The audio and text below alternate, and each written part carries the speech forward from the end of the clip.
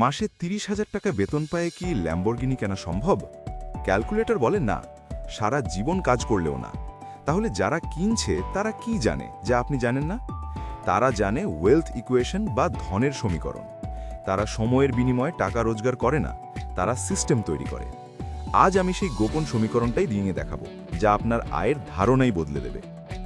এই যে ল্যাম্বরগিনি আর কম বয়সে ধনী হওয়ার কথা বললাম, এটা কিন্তু কোনো রূপকথা নয়। এটা এম.জে. ডেমার্কো নামের এক ব্যক্তির জীবনের আসল ঘটনা। ছোটবেলায় তিনি যখন এমন এক যুবককে ল্যাম্বরগিনি চালাতে দেখেন, তখন তার পুরো চিন্তা জগৎটাই পাল্টে যায়। তিনি বুঝতে পারেন যে ধনী হওয়ার জন্য বৃদ্ধ বয়স পর্যন্ত অপেক্ষা করার কোনো মানে হয় না। তরুণ বয়সেই আমরা আমাদের স্বপ্নগুলো সত্যি করতে পারি। আমরা অনেকেই জানি না যে ধনী হওয়ার আসলে 3টে আলাদা রাস্তা আছে। আপনি এখন কোন রাস্তায় হাঁটছেন সেটা জানা আপনার জন্য সবথেকে বেশি জরুরি। প্রথম রাস্তাটির নাম হলো সাইডওয়াক। সহজ ভাষায় বলতে গেলে এই রাস্তার মানুষরা ফুটপাত দিয়ে হাঁটে। এদের কোনো নির্দিষ্ট লক্ষ্য নেই। এরা আজকে যা আয় করে আজকেই তা খরচ করে ফেলে। এদের কাছে টাকা আসা মানেই হলো নতুন একটা মোবাইল কেনা বা দামি রেস্টুরেন্টে খাওয়া। এদের কোনো সেভিংস নেই। মাসে মাসে বেতন পাওয়ার ওপর এরা বেঁচে থাকে। মজার ব্যাপার হলো এদের মধ্যে 2 ধরনের মানুষ থাকে। একদল যারা আসলেই গরিব, আর অন্য দল যারা দেখতে অনেক ধনী মনে হয় কিন্তু ভেতরে ভেতরে ঋণে ডুবে আছে। এদের হাতে কোনো দামি ক্রেডিট কার্ড বা নতুন গাড়ি থাকলেও মাসের শেষে এদের পকেটে 1 টাকাও থাকে না। এরা সবসময় একটা ভয়ের মধ্যে থাকে, যদি চাকরিটা চলে যায় তবে কি হবে? এর পরের রাস্তাটি হলো স্লো লেন। আমাদের সমাজের ৯৯% মানুষ এই রাস্তায় হাঁটে। আমাদের ছোটবেলা থেকেই শেখানো হয়, ভালো করে পড়াশোনা করো, একটা ভালো ডিগ্রি নাও, তারপর একটা নিরাপদ সরকারি বা বেসরকারি চাকরি খুঁজে নাও, এরপর টাকা জমাও আর ৪০-৫০ বছর বয়স পর্যন্ত অপেক্ষা করো। তারপর রিটায়ারমেন্টের সময় আপনার কাছে হয়তো অনেক টাকা থাকবে। কিন্তু বন্ধুরা, একবার ভেবে দেখুন তো, ৭০ বছর বয়সে আপনার কাছে কোটি টাকা থাকলেও কি সেই এনার্জি থাকবে যা দিয়ে আপনি পৃথিবী ঘুরবেন বা আপনার পছন্দের স্পোর্টস কার চালাবেন? তখন হয়তো আপনার হুইল চেয়ারের বেশি প্রয়োজন হবে। তাই স্লো লেন নিরাপদ হলেও এটি অনেক দীর্ঘ এবং একঘেয়ে। এই রাস্তায় আপনি আপনার জীবনের সবথেকে মূল্যবান সময় অর্থাৎ আপনার যৌবনকে বিক্রি করে দিচ্ছেন একটা অনিশ্চিত ভবিষ্যতের আশায়। তাহলে উপায় কি? উপায় হলো তৃতীয় রাস্তা, যেটাকে ডেমার্কো বলেছেন ফাস্ট লেন। এটাই সেই রাস্তা যেখানে আপনি নিজের একটা সিস্টেম তৈরি করেন। ফাস্ট লেনে চলা মানুষরা জানে যে সময়ের মূল্য টাকার চেয়ে অনেক বেশি। এরা অন্যের অধীনে কাজ না করে নিজের বিজনেস বা এমন কোনো সিস্টেম তৈরি করে যা তাদের ঘুমের মধ্যেও টাকা এনে দেয়। আমরা যদি মার্ক জাকারবার্গ বা ইলন মাস্কের দিকে তাকাই, তবে দেখব তারা কিন্তু চাকরি করে ধনী হননি, তারা সিস্টেম তৈরি করেছেন। এখন প্রশ্ন হতে পারে, আমি কিভাবে ফাস্ট লেনে যাব? এর জন্য আপনাকে একটা মানসিক পরিবর্তন আনতে হবে। আপনাকে কনজিউমার থেকে প্রোডিউসার হতে হবে। অর্থাৎ আপনি শুধু অন্যের তৈরি জিনিস ব্যবহার করবেন না, বরং আপনি নিজে কিছু তৈরি করবেন যা মানুষের উপকারে আসে। আপনি যদি প্রতিদিন 4 ঘন্টা ইউটিউব ভিডিও দেখেন, তবে আপনি কনজিউমার।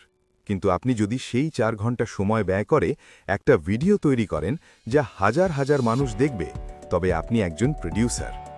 এখানে একটা বিষয় মনে রাখবেন, চাকরি কোনোদিনও পুরোপুরি নিরাপদ নয়। কোভিডের সময় আমরা দেখেছি কত বড় বড় পদের মানুষের চাকরি এক নিমেষে চলে গেছে। তাই চাকরিকে একমাত্র ভরসা মনে করাটা একটা বড় ফাঁদ। আমাদের উচিত নিজের স্কিল বাড়ানো এবং এমন কিছু করা যার নিয়ন্ত্রণ আমাদের নিজেদের হাতে থাকে। কিভাবে দ্রুত ধনী হওয়া যায় এই চিন্তা করার চেয়ে আমি কিভাবে মানুষের সমস্যার সমাধান করতে পারি এই চিন্তা করলে টাকা আপনার পেছনে দৌড়াবে।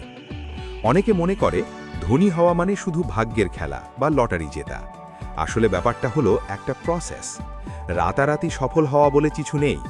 আপনি হয়তো কাউকে দেখছেন, সে একদিনে সফল হয়েছে, কিন্তু আপনি তার পেছনের 10 বছরের পরিশ্রমটা দেখেননি। আপনাকে আপনার সময়ের ভ্যালু বাড়াতে হবে। আপনি যদি দিনে 8 ঘন্টা কাজ করে 500 টাকা পান, তবে আপনি আপনার সময় বিক্রি করছেন। কিন্তু আপনি যদি এমন একটা বই লেখেন বা একটা অ্যাপ তৈরি করেন যা বছরের পর বছর মানুষ কিনবে, তবে আপনি আপনার সময়কে গুণিতক হারে বাড়িয়ে নিলেন। বিনিয়োগ বা ইনভেস্টিং হলো এই রাস্তার আরেকটা বড় হাতিয়ার। ওয়ারেন বাফেট 30 বছর বয়সেই মিলিয়নেয়ার হয়েছিলেন কেন জানেন? কারণ তিনি খুব অল্প বয়স থেকে সঠিক জায়গায় টাকা খাটানো শুরু করেছিলেন।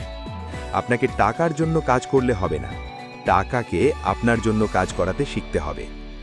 ভিডিওর এই পর্যায়ে আমি আপনাদের একটা বিশেষ টিপস দেব। আপনি যা ভোগ করছেন তার চেয়ে বেশি উৎপাদন করার চেষ্টা করুন। আপনি যদি বছরে 100 কেজি চাল খান, তবে চেষ্টা করুন 150 কেজি চাল উৎপাদন করতে।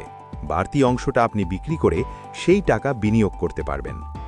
আধুনিক জীবনে এটার মানে হলো আপনি যদি নেটফ্লিক্স বা সোশ্যাল মিডিয়ায় সময় কাটান, তবে তার চেয়ে বেশি সময় নিজের কোনো প্রজেক্ট বা ব্যবসায় দিন।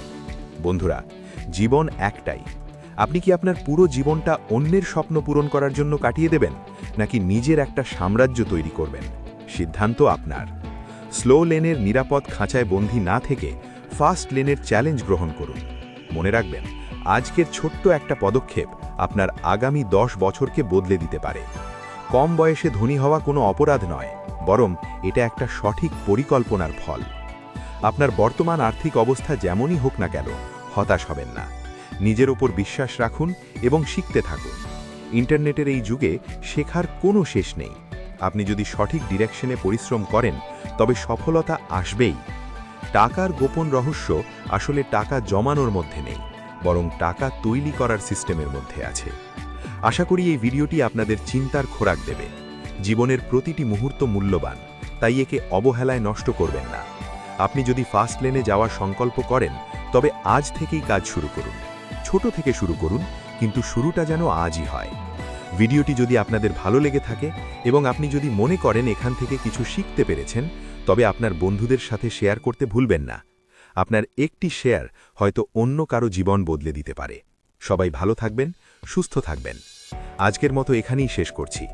ভিডিওটি ভালো লাগলে একটি লাইক দিন এবং আমাদের পরবর্তী ভিডিওগুলো পেতে চ্যানেলটি সাবস্ক্রাইব করে রাখুন। আপনাদের মূল্যবান মতামত কমেন্ট করে জানান।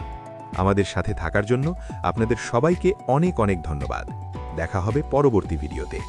আপনাদের প্রিয় চ্যানেল ভালোবাসার গল্পের পক্ষ থেকে সবাইকে জানাই অনেক ভালোবাসা।